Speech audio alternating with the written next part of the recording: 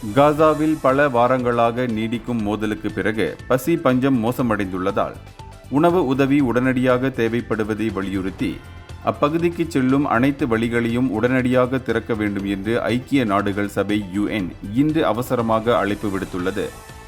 உலக உணவு திட்டம் WFPயின் செய்தி தொடர்பாளர் அளித்த தகவலின்படி, போர் நிறுத்தம் தொடங்கியதிலிருந்து சுமார் 10 லட்சம் காசா மக்களுக்கு மட்டுமே உதவி கிடைத்துள்ளது.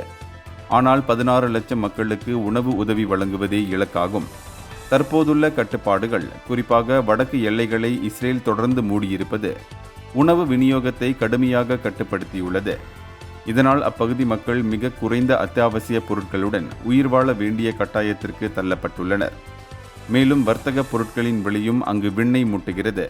போரினால் பாதிக்கப்பட்டுள்ள காசாவில் தொடர்ந்து உணவு பற்றாக்குறையை எதிர்கொள்ளும் குடும்பங்களின் உயிரை காப்பாற்ற அதிக எல்லைகள் மற்றும் சாலை போக்குவரத்து அவசியம் என்று WFP வலியுறுத்தியுள்ளது.